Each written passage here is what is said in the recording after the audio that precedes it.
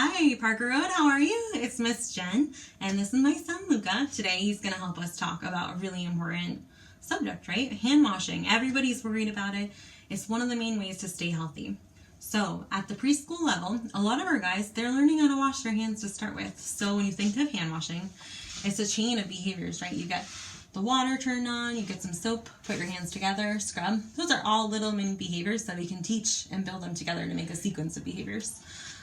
So when you're thinking of that, at the preschool level, they're going to need to learn that sequence before they're building how long they're washing their hands. We all know now 20 seconds is the dream. That's what's going to keep you healthy. So what I recommend is going into the bathroom, practicing the skill of hand washing so they get independent, but coming in and helping them for the duration when it's before they eat, when you come back in from inside, after they use the bathroom, after they sneeze on their hands by accident. You can add some visuals to their hands if it helps them learn the steps of thoroughness. Like you could put a little paint on their hand, something that will make them do it longer. That's totally fine. So today, what I'm going to show you is if your kids don't have the steps of hand washing, there's a way to practice it. So the first thing you want to consider is if there's multiple members of your family helping, everybody washes their hands a little bit differently. So we're going to be sending out a visual. You might want to have it available. Your student might learn from the visual to follow those prompts. A prompt is anything outside of the natural environment that helps remind you of the steps to do so that you do it the correct way. And then everybody does it a little bit differently, so that will help your family members make sure they're always teaching the correct sequence of the skill. When you're also thinking of hand washing, kids don't have like this intrinsic reason of why they should wash their hands necessarily all the time, other than water might be fun, but that could be interfering in itself. Feel free to bring in other things. So today we have some choices for Luca. Which one do you want to earn? A starburst. So he's going to earn a starburst at the end of the hand washing sequence. So feel free to bring in those extra things, just like you did for toilet training or other things. It'll help it go a little bit faster. So when we're looking at the steps, there are different ways to teach it. So one thing you can do is you could always come in and kind of model what's expected. Give them about 3 to 5 seconds to copy you.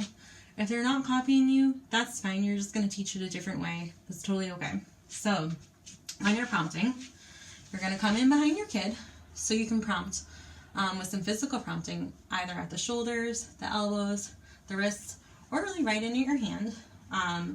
What's going to happen is they're going to get some of those parts of behavior independently, right? So what I would do is kind of shadow, because you want to let them be independent with what they're independent with. You don't want them to learn like mom needs to be here, dad needs to be here to help me do this, because eventually you're going to be able to fade away. That's the benefit of physical prompting instead of verbal prompting. It's a lot easier to kind of get out of there so they're doing it on their own. As they acquire new independent skills, you want to be able to cheer them on and be like, heck yeah. You'll kind of be able to feel if they're starting to do it, and you can fade off. But you'll also be close enough where you can come right in where if they start to get it wrong. So Lucas here, he's a little bit older. He's in elementary school, but he's going to get some of the steps wrong, right? Are you going to do that to help me? All right, so get a couple steps wrong. I'm going to come in and help you. So wash your hands.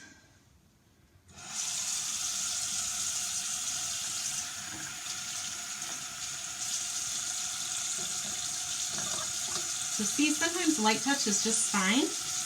You're giving about 3 to 5 seconds. Sometimes light touch is not enough, so you're coming in and really physically prompting. And at each step, you're going to give about 3 to 5 seconds to see if they move on to the next thing. So see, sometimes you're able to fade off all the way once you give some prompts, and they're getting a lot more steps correct. Or you can prompt lightly at the shoulders or the elbow, and then just stay hovered. Making sure they rinse well. If they take longer at this final step, that's fine. You're building your duration.